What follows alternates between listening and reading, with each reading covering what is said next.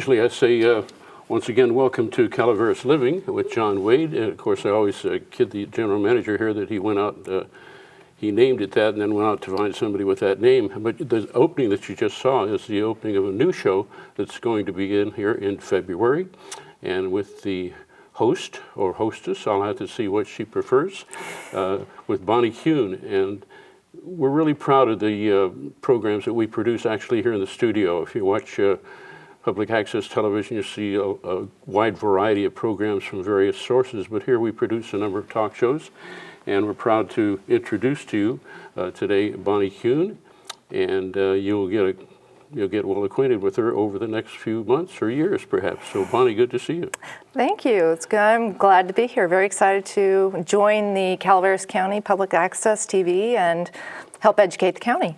Well, good. The county needs some education, too. Yeah, I think so. We all need some education, I think. But actually, they didn't tell me they were going to play the opening of your show, so that surprised me when I saw it on the monitor. But the opening looked very good. Thank you. I actually designed it, had fun putting that together. Well, that's nice. And before we learn more about the content of the show, a little about yourself, like you're, 26 now? Or I mean, what's your background that, leads you to host a show on the topics you're going to cover? Well, I'm 51. I'm a boomer, and I moved up here in 2006, and I was an event planner. Okay. And during that what type of event? I actually spent 30 years in the Bay Area doing special events, nonprofit fundraisers, and weddings, social events, fundraisers for athletes, for schools, and so on. So it had kind of a wide diversity of event planning. And came up here to retire and bring my son up here, my youngest son, to go to school. And when we came up here, I actually got very sick and had to step out of the event planning industry and went into entrepreneurial coaching. And that was a really exciting area, and enjoyed that and worked with a lot of people because my family background are all entrepreneurs. I mean, you go back generations, that's all I know. On various types of businesses. On various types of businesses. And my father's my mentor. So he had 2 multi-million-dollar corporations in the Bay Area, and so he's been a great mentor.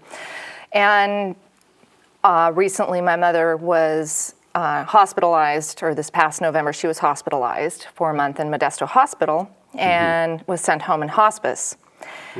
And so during that period of time, I decided that I would move in with my mom and dad, even though they're 5 minutes away. They live up in Arnold, and I live in Murphys. And what I decided to do was to live with them so my father could be a husband and friend to his wife, my mom, of 53 years, and I could be the caretaker and work with hospice. And during that period of time, so it ended up being about 2.5 months that my mom was with us. And I stayed there to help her, and we walked through the whole process of hospice and into her journey of death. And that was what inspired me to not only start the program that I'm doing with just Sandwich Crunch, but also work with seniors and boomers and advocate for them in a variety of issues that affect us in our home life, our work life, our community life, and really help people become educated in the things they need to know and how to be a better caregiver, how to be a better person in the environment that we are growing into. Okay, especially as we get older, sometimes it gets more difficult. Very, very difficult. Yeah. Even at my age, it gets difficult. I mean, my business that I had, I lost. Basically, as an entrepreneur. I mean, at 2.5 months is a long time to be away from a business, and you cut it off at the waist, and that's it. And so I had to re-examine where I wanted to go. And also what I found out, too, is that hospice was such a wonderful journey for me, life-changing. And I also did my mother's celebration of life since I did events. That also, too, is a life-changing event. But entrepreneurs always bounce back, don't they? Yes, they do. Because that's what it means. They better. Otherwise, you're flat on the ground. That's right. Well, you mentioned the title, and of course, it was in the opening of the show, Sandwich Crunch. How did you come up with that name? Well, first of all, it's not a sandwich. And it is... This is not a cooking show. It's not a cooking show. I named it the Sandwich Crunch because many people are familiar in my generation with the sandwich generation, and that's ages 50 to 64, 65. And that is all of us that are in this generation in a place where we're managing a career, we are in a place of potentially going into retirement or not going into retirement. We are either taking care of our kids that are still at home or kids coming back home because they can't afford either to live on their own or they've gone through a variety of different situations. Or they're out of work. Or they're out of work, or you've inherited a child to take care of one of their children because they have to work. And also on the other side, you're taking care of your parents, and you might be taking care of your great-grandparents or an aunt and uncle or so on. So it's right in the middle. And it's not just the boomers, but it's the seniors too. And so what I looked at it was, it's not just the sandwich generation. I called it the sandwich crunch because it affects every single generation from every direction of life, and it affects us at home. It affects us spiritually, emotionally, and physically. It affects us in our workplace. It affects the corporate work world and the workplace whether you're a business owner or an entrepreneur. And it also affects our community. And it's actually different for every family, too. Yes. It's just different dynamics. Very different dynamics. Now, what do you envision for your first show? What kind of relationships are you going to cover in that early life? Well, in the first couple of shows, we're going to look at caregiving, and we're also going to look at taking care of oneself as you get older. And my first show is actually going to be the power of touch. We're going to be talking about why it's really important to be taking care of yourself and why it's important to not only for a boomer or a retiree, but as people get older, there are a lot of things that change as we get older. And one of the things that I had observed, and I spoke with a lot of nurses and doctors about, is that many people that are older, especially retired or are homebound, the only person that touches them oftentimes is their doctor. So we talk about things like that. We're going to talk about caregiving issues, aging issues, retirement issues, how to stay active and the importance of staying active, not only physically, but emotionally. And if you physically are unable to, the power of being emotionally able to, and also being part of the community. You don't have to be actively going to a meeting to be part of a community or going to something. You can actually do something at home if you are homebound. Yeah. Well, that should be an interesting show. And where you're getting your guests who will be experts in that area besides yourself, your own experience? I will be looking throughout the county and into Tuolumne County and Amador so we can service our community and bring members of our community in so that our community can go back to them if they need the resources. Okay, now you mentioned in talking about that first show that people are changing, and a lot of the problems that occur are because people don't, in those age groups, don't feel good, right? Part of it, they don't feel good. Part of it, they haven't prepared. Gosh, there's so many different reasons why they're in that place. There are so many things that happen as we get older. Not only are we aging, but I think I kind of equate a lot of the boomers and some seniors in a place of we're invincible. Oh, it's not going to happen to me. I'm not going to have a stroke. I'm not going to have this. I'm not going to get hurt. I'm not going to get diabetes. And what I've seen is that most people are not prepared. They're not prepared with their estate planning. They're not prepared with certain types of insurance. They're not prepared for an end game. And they need to do that not only for themselves, but for their family, because it's such a disservice to a family if something happens to someone in a family and they end up being homebound and someone doesn't know what the healthcare directives are or what they want in their life. So it's being prepared and giving people options and ways to get out in the community, and also helping corporations become aware on a greater scale. There are many that are, but some that are not really need to get on board, because this is the biggest market. We are the biggest market that serves the world. We're the biggest growing area. So you mean corporations to get on board to help these people out? Yes. Or to make money from them, or what do you mean? To participate in helping out their employees. Oh, okay. To participate in helping out their employees, whether it's creating programs so that they can have elder care on site, say, they call elder care or maybe not assisted living, but daycare, elder daycare type of things, or having different kinds of programs, job sharing, different opportunities that they can create for their employees so that their employees can not only perform and be productive at work, but they can also be performing and productive at home and not be so stressed out. Okay. Are many of these, of course, the elder people, the older you get, the more likely you are to be alone. Yes. Whereas the younger you are, you still might have a spouse or of course, at any age you could have children around at whatever age they might be. But are you going to get into things like long-term care insurance, things of that nature? Yes, as a matter of fact, I'm meeting with a woman next week, and we'll be talking about having her on the show, and we will be talking about long-term care insurance and the importance of it, and that you can get it even at 80.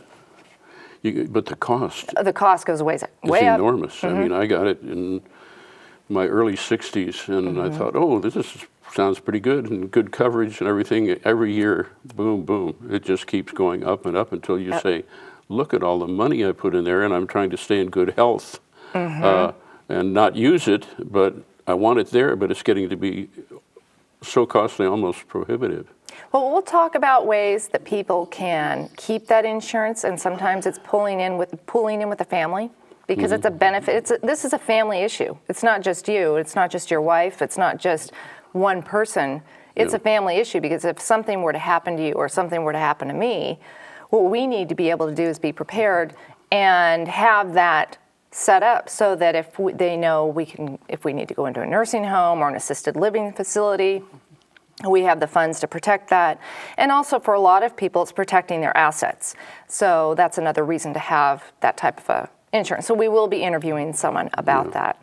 A lot of corporations are actually getting out of the business of long-term care insurance because they evidently aren't making either enough or as much as they think they should have. Yeah, and that's going to be a whole other topic too. I'm sure there's going to be a lot of, we won't get into politics. That's not one thing I really want to get into, but I think that we will definitely address the issues that surround the different insurance aspects of that. Okay. So. Well, this is fun picking your brain. Good. I thought, why didn't I get this idea? Those sound like good shows. What are some of the other topics as time passes that you envision? Patient advocacy. Okay. And the reason why I've chosen that one is I grew up with my mom who had MS. She was diagnosed in 1966. So throughout my life, I was kind of in and out of hospitals, more to the later end of her life. And she died at the age of 73. So she was a very lucky woman to have she was able to travel around the world and do a lot of things that most MS patients are not able to do.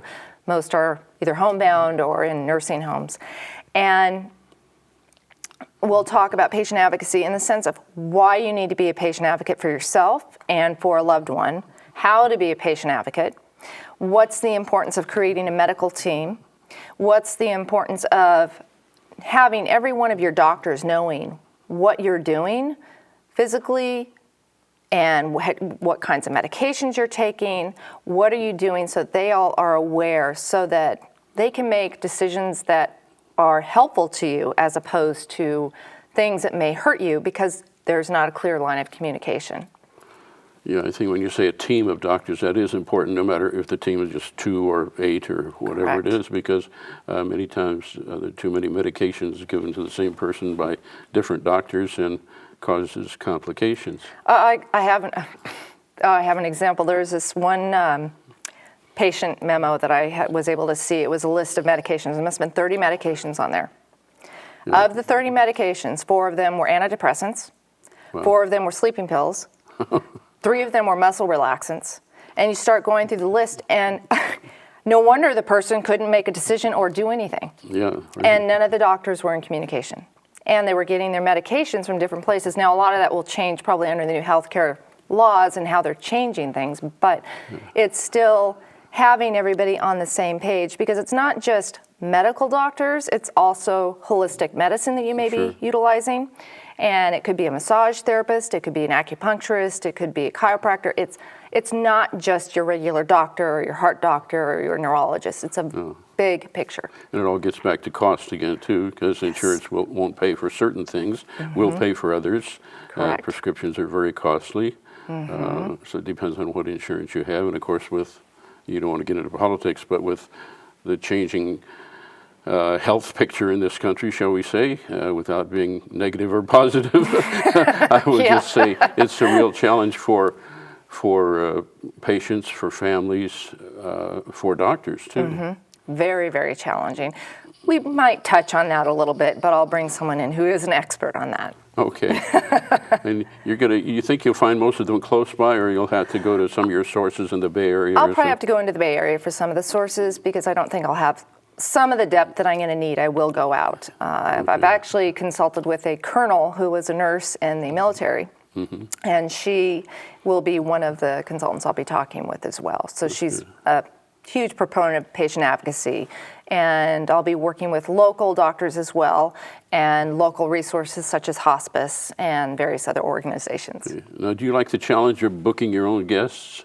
Yeah, I love it. I love it. Yeah. I had a radio show for 1 year when I was doing coaching, entrepreneurial coaching, and I absolutely loved it. I had so much fun doing it and interviewing my guests because it was so entertaining to find out why and where they were going, why they got there, because they were all 50 plus, they were in life-changing places, and they wanted to continue with something, but many of them wanted to retire and still continue to work, and there were others who had to retire but had to continue working.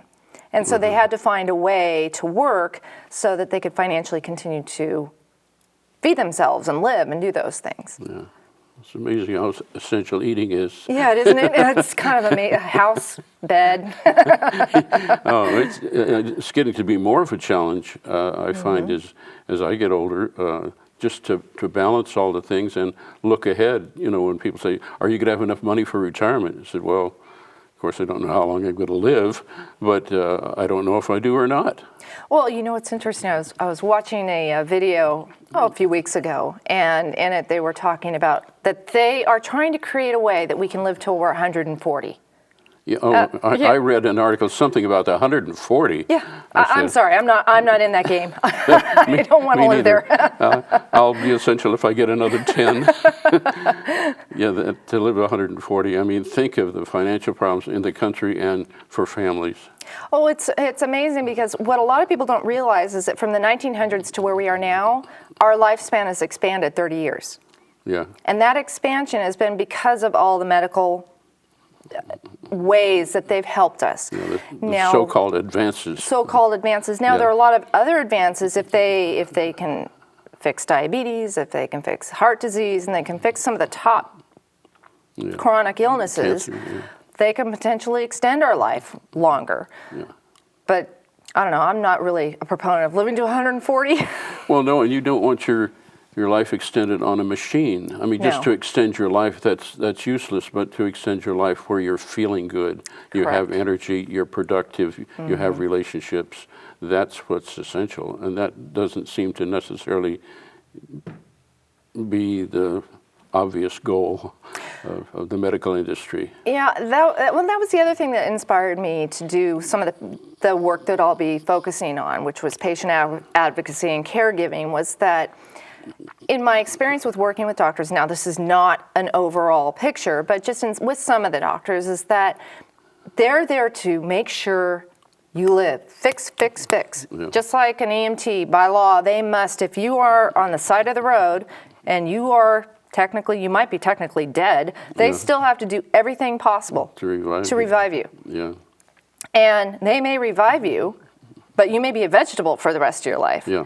But that's the Western medicine practice. That's the way they view things. So my proponent the way I'm going to propose that we work with things is bringing a balance of the holistic approach, the Eastern approach, and the Western medicine approach, and having people look at the balances of all those.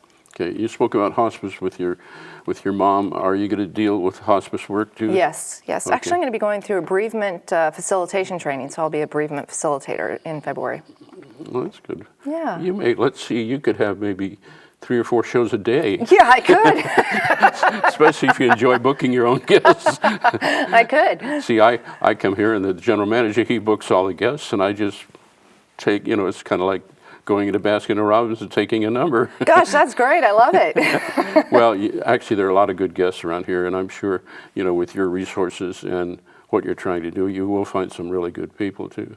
But it's amazing how good some so-called average people are. To me, there are no average people. They're neither above or below. They're just, everybody's the same. You know, kids or adults or anybody. Take everybody as it comes, and how good some people are, and how responsive they are, and how much knowledge they have. Some people, when you're saying people are at home alone or something like that, it's amazing how many older people in this area have so much knowledge, have done so many interesting things, and could fill up a whole hour just talking about things they've done, and they're all interesting. Oh, they're all interesting. Well, that is actually one of the other things regarding stories, is I'll be talking about life legacy memoirs, how people record their life history. And I just finished one with this one woman. She was so excited. I got her proof book for her, and she was just absolutely thrilled to death. She's got her story out there. Now she wants to write another book. Oh, great. And we've been working with another gentleman. I've got, my husband works with me, and we do some recording. We do audio recordings and video recordings for Life Legacies. So we'll be talking about that as well, and the importance of it for a family, because leaving that history, leaving what you've done, what your stories of your life are so important to the younger generation. Statistically, they've proven that the children and teenagers that have a solid knowledge of their history perform better in schools, do better, because it's not just them. There's a bigger picture that surrounds their life. Yeah, I tried to get my mom and dad to, you know, kind of write their life stories. Oh, we'll get to it. You know, Oh, we'll get there. Never quite got to it. That's unfortunate, because everybody should start kind of keeping a diary and have little points of their lives that they could put into a narrative later. So that's good. And it's such a treat for the kids. I mean, it really is. I know when I was taking care of my mom, I was going through all of her things, and I just finished a book for her, and it's called Hearts of Faith. And it's a book of all the poetry she and her mother wrote during 1945 to 1953. And to me, it was an absolute gold mine. Sure. And it was all about a period of her life that was a very significant time that really paved the pathway for her moving forward. Good. Is that book available? It is actually on Amazon. Yes. On Amazon. It's called Hearts of Faith. Hearts of Faith. Oh, good. Yeah. And it's recently been I on there? just released. I self-published it, and it's out on the market. And actually, a portion of the funds are going to be donated to Hospice Foundation of America, MS Society, and also to the Hospice of the Sierras, because they were our hospice organization that helped my mom. Good. Now, I can see why you're an event planner. You get a lot of things done in a short time. So, do you get any sleep? Yes, Yeah. I make that a priority. 5 or 6 hours or more? No, I make it 7, 8 hours. Oh, well, that's good. Many people don't get enough sleep.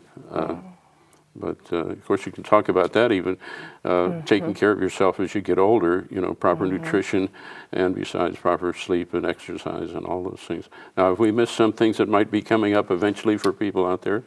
Oh my gosh, we'll talk about celebration of life, we'll talk about aging, and we'll talk about the grieving process. We'll talk about how to be a good caretaker for a family member, how to talk with them, especially during hospice, and also explain certain aspects of hospice, because it doesn't always mean someone's dying. But generally speaking... It took me a while to realize that, you know, as I experienced certain things in life, that some people can come back from a hospice or be there a long time, but they get very good care normally. Yes, they do. And it oftentimes does extend their life for a period of time, which is, it's a real blessing. It's a wonderful organization.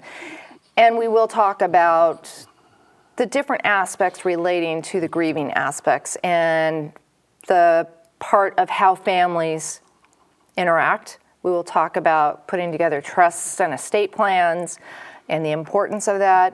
We'll talk about how to deal with, there's this line I was reading of a program out there called, if I can remember it correctly, it's Who Gets Grandma's Pie Plate, Yellow Pie Plate. Oh, I've heard of stories like this. And there's some pretty nasty stories out there. Oh, yes, terrible. And my goal is to get people not to be so nasty and to come into a place of, you know, let's work together. But what's always amazing is when people do pass on, there is a lot of angst that comes with it, especially if the family dynamics are not nice and clean and they've got a lot of old history that's not taken care of. a lot of that comes up. And that's, of course, one of the things you said earlier. You talk about building these relationships, talking about things starting out. What really interests you about hosting? You know, like a television, you could just be talking with these people in meetings. What? I really want to make a difference to millions of people, not just our community. Our community is very important to me, but to me, I want to be able to make a huge difference out in the world. I want to reach a lot of people.